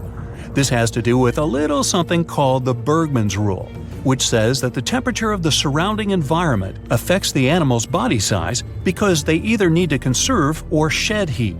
The megalodons that reach cooler waters probably needed more body weight to make sure they survived in low temperatures. On the contrary, those living in warmer waters had to be smaller to avoid burning up. But what did this enormous fish look like? Most modern depictions show the megalodon resembling an enormous great white shark. But well, it seems it may not necessarily be correct. The megalodon likely had a much shorter nose and a flatter jaw that looked almost squashed when compared with a great white shark. It also seems to have something in common with the modern blue shark: extra-long pectoral fins. They needed these to support their weight and size while navigating the planet's waters. Lastly, the lady megalodons, seem to have been about twice as large as the gentlemen. As for their offspring, even a small megalodon was enormous, at least 6.5 feet from nose to tail. How do we know that? Because specialists have stumbled upon megalodon nursery habitats in Panama, Maryland, the Canary Islands, and Florida. Even the piles of used diapers were enormous. Nah, not really. Surely the scariest aspect of the megalodon's looks was its mouth. I mean, think about it. Megalodon had whales for dinner, so it obviously needed to open its mouth wide enough. Scientists have estimated that its jaw would span a mind-boggling size, 9 by 11 feet wide. Just to paint you a better picture, that means it could have easily gulped down 2 adult people side by side. Wait, which 2 adults? Those impressive jaws also feature 276 teeth. Based on modern reconstructions of the force of its bite, it looks like it may have been one of the most, if not the most, powerful animals of prey ever to exist. For comparison, humans can have a bite force of around 1,300 newtons. Today, great white sharks have been estimated to be able to bite down with a force of over 18,000 newtons. The megalodon tops all the records, with an estimated power of bite up to 10 times greater than that. It could basically crush a car with very little effort. Its teeth were also pretty amazing. Similar to sharks, the megalodon was fast in replacing its broken or worn teeth. With 4 or 5 rows of teeth in its mouth, it basically acted like a conveyor belt, growing back damaged or missing teeth within about 48 hours. This means that an adult megalodon probably would have grown several thousand teeth throughout its lifetime. It was nice of them to do that, though, since it's probably one of the reasons why megalodon teeth are so common in fossil records, and we're able to study them properly. To maintain its impressive physique, the megalodon had to eat somewhere around 2,500 pounds of food per day. Can't wrap your head around that? Well, it was the equivalent of 1 1/4 cows per day to survive. It's like if you had to eat 3,300 cans of tuna every day. I've used the word megalodon a lot, but have I mentioned where it comes from? When translated from Greek, it means giant tooth. Ah, those clever Greeks. However, this giant shark's full scientific name is a bit more complicated: Cartilage megalodon. But are these gigantic predators actually extinct? We tend to believe so, but let's be honest for a second. We've come to know more about the surface of Mars than the depths of our oceans. Like, we've only explored 15% of our oceans altogether. Who knows what may be lying out there in the deep? Maybe some ancient predators? The Mariana Trench is the deepest oceanic trench on Earth. The Challenger Deep, its deepest part, is so deep that you could dip the whole of Mount Everest in there and it would still be over a mile above the surface. That's deep. If a megalodon or two ever needed a place to crash, that would be a discreet enough location. However, the Mariana Trench is not a particularly comfy place to be in. Because it's cold and steeped in total darkness and all. The temperatures here are around 36 degrees Fahrenheit all year round. And to top it all off, the pressure is 1,000 times stronger than at sea level. So it's safe to assume that if any megalodon is hiding in here, its teeth and bones might not be looking so good. Because of the intense pressure here in the Mariana Trench, proteins and calcium start to dissolve and disintegrate. That's why, for example, the Haddell snailfish, the deepest dwelling fish we've discovered, has evolved to feature flexible cartilage instead of bones. To survive here, the Megalodon would also need to learn to navigate in complete darkness. That means they would have to either become luminescent or evolve to grow massive eyes like the giant squid. While it may sound like an intriguing and good idea for a movie script, most scientists don't think it's possible. Why? Well, most of them say it's because of the megalodon's size. Most foods that megalodons like to eat live in shallow ocean areas and not in the deep, deep sea. Specialists believe that if these animals were actually still roaming our waters, there's no way we wouldn't know about it. They would need to come up for dinner every now and then, right? Their food is also the most likely cause of why the megalodon is not alive anymore. While some specialists believe the megalodon became extinct because of a drop in the ocean water temperature, most scientists suggested that the shifting food chain dynamics may have been more to blame. Why?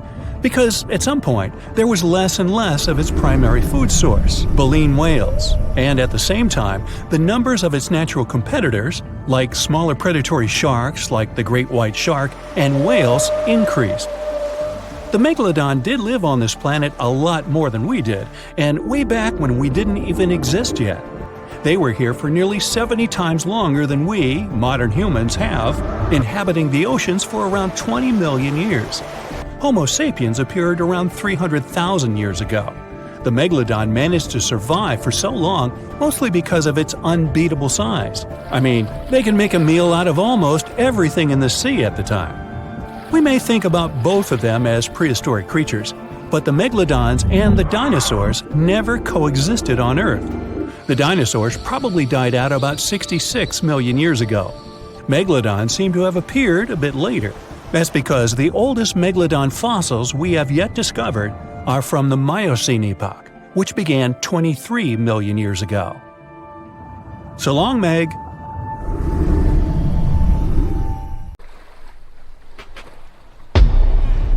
Many terrifying animals live deep beyond the waves, like this vampire squid living 3,000 feet below the surface in almost complete darkness. This animal has a cloak, like a vampire's. That's why it's called the vampire squid. Deep down at the bottom, it can't use ink to defend itself.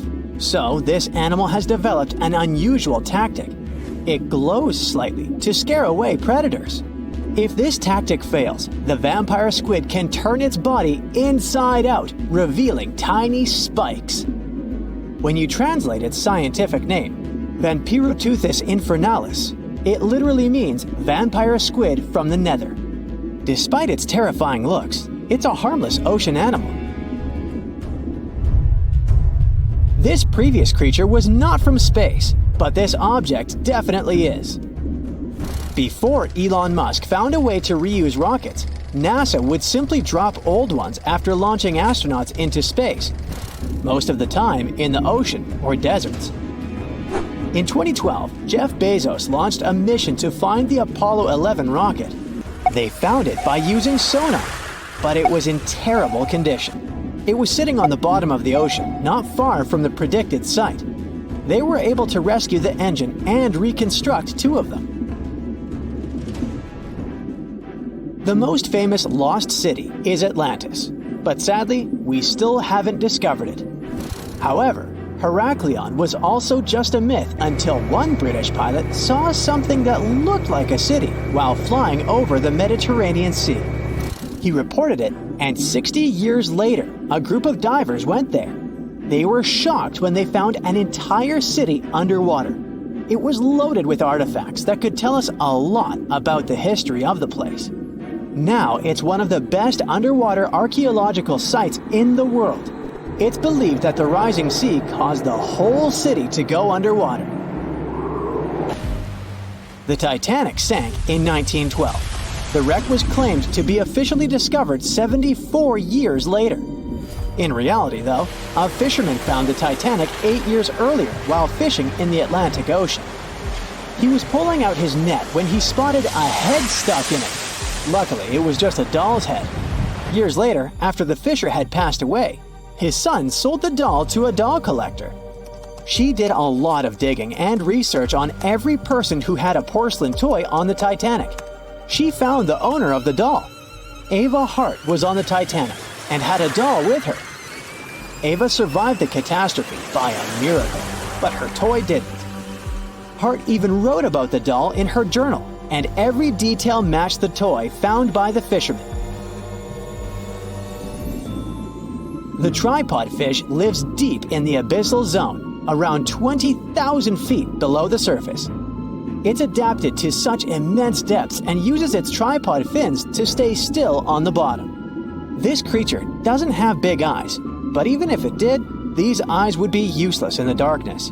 Instead, the tripod fish uses its fins like antennas to detect any movement in the water. This creature doesn't have much luck when it comes to its love life, so it had to develop unique tactics to reproduce.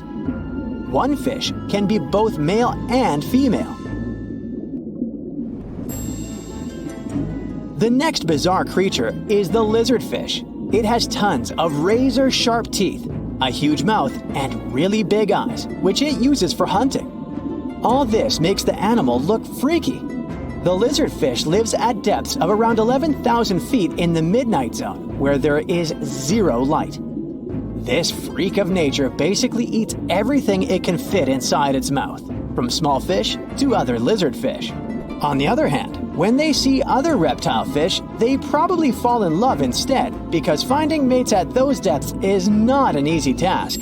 Like the tripod fish, the lizardfish can be both male and female at the same time. When you think of a river, you usually picture it on land. Still, nature is quite unpredictable, and it created a river flowing under the ocean in California. It's running at a depth of around 2 miles.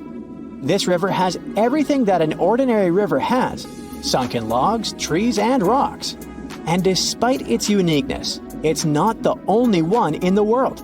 There are also others in the Amazon and Greenland.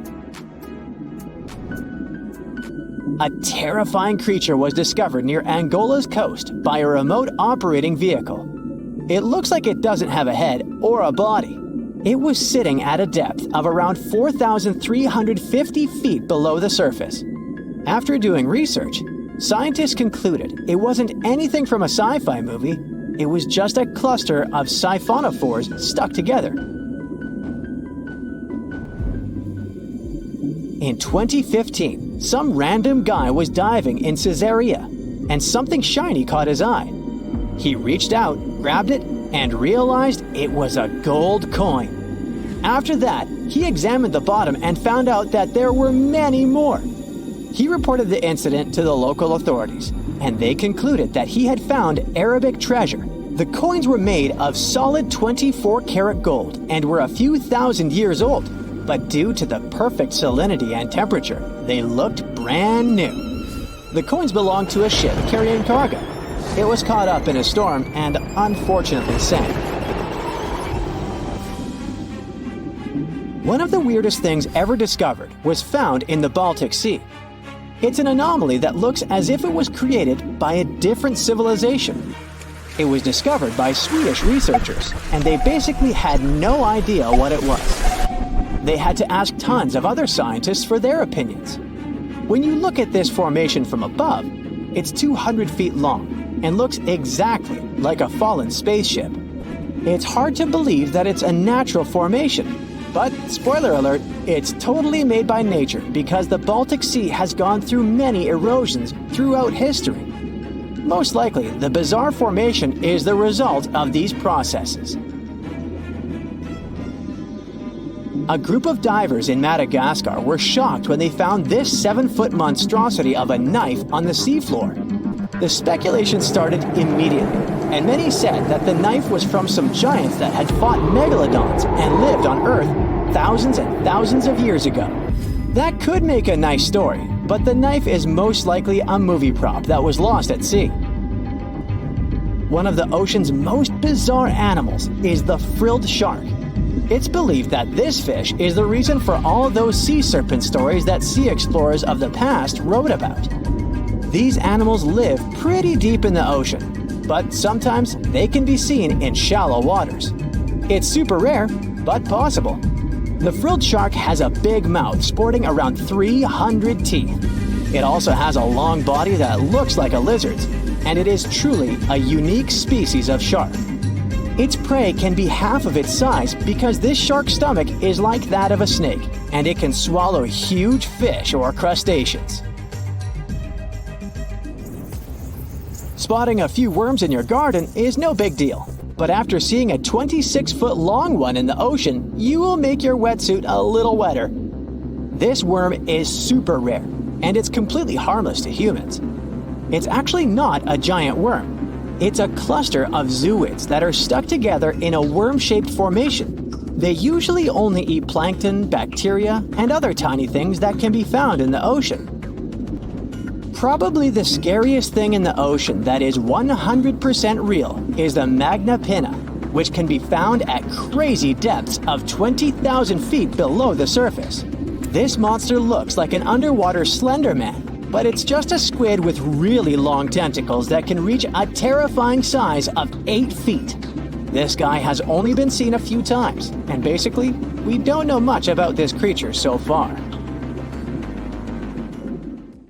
Wow, look at this cute little cookie cutter. At first glance, it looks like an oversized anchovy, but in reality, it's an undersized shark. This shark never grows bigger than 18 to 20 inches, but it doesn't make it less dangerous than its peers. They got their sweet cookie name because they have a unique feeding strategy. They bite off small chunks from much larger animals and get away with it. These little guys live deep down in the water column, making them quite mysterious and hard to study.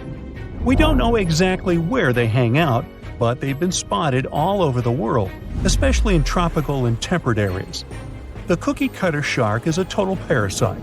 It feeds off larger animals while keeping them alive. It uses its sharp upper teeth to latch onto the skin of bigger sharks, fish, or even marine mammals. Then, with its strong lower teeth, it scoops out a mouth-sized chunk of flesh or blubber. Ow! So watch out, because even big predators like bluefin tuna, great white sharks, and spinner dolphins can end up with scars from these little sharks. Now, there's one crazy story about a cookie-cutter shark biting a person. Picture this: a long-distance athlete swimming between islands in Hawaii at night, surrounded by boats with bright lights attracting prey. Yep, that swimmer got a nasty bite on the calf, leaving a gnarly scar, but luckily no permanent damage. Lesson learned: don't mess with cookie-cutter sharks during their feeding frenzy. To hunt like this, they have a well-equipped mouth. The mouth itself is like a short line that goes across, surrounded by these big fleshy lips that can suck stuff up. It's got a bunch of tooth rows in its jaws, like 30 to 37 in the top and 25 to 31 in the bottom, and they increase as it gets bigger. The upper teeth are small and narrow, standing up straight with a single smooth, pointy bit. The lower teeth, on the other hand, are way bigger and wider, almost like knives, and they interlock to make a saw-like cutting edge. Just like any other shark, cookie cutters lose their teeth throughout their lives. But here's where they're different: they swallow their lost teeth.